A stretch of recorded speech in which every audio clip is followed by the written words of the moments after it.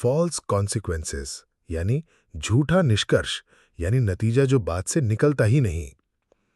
ये रणनीति है क्या? इस चाल में इंसान ऐसा निष्कर्ष निकाल देता है जो असल में कही गई बात से निकलता ही नहीं।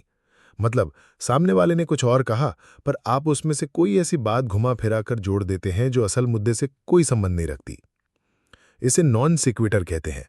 लैटिन में इसका मतलब है इट डज नॉट फॉलो, यानी इससे ये नतीजा नहीं निकलता।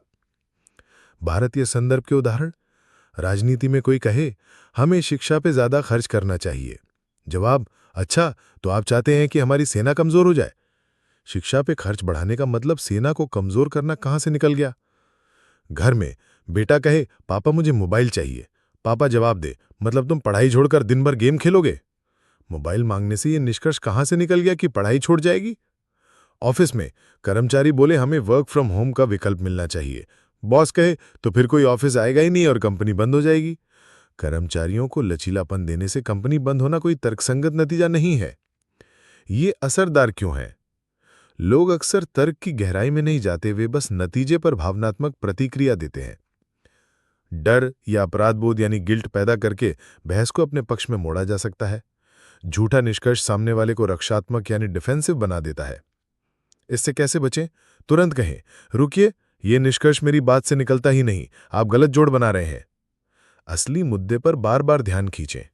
अगर हो सके तो उसी शैली में मजाकिया ढंग से जवाब दें, जैसे अगर आपकी बात माने तो चाय पीने का मतलब यह भी होगा कि मैं आईएएस की तैयारी छोड़ दूं। भारतीय अंदाज में समझिए, गांव की चौपाल पर कोई कहे भाई इस बार सड़क की मरम्मत होनी चाहिए। दूसरा बोल उठे मतलब तुम चाहते हो कि गांव वाले टैक्स में डूब जाएं। असली मुद्दा सड़क था, पर निष्कर्ष घुमाकर टैक्स का बोझ बना दिया। सीधे शब्दों में, फॉल्स कॉन्सिक्वेंसेस वो चाल है जिसमें इंसान सामने वाले की बात का गलत नतीजा निकालकर उसे ही कटघरे में खड़ा कर देता है।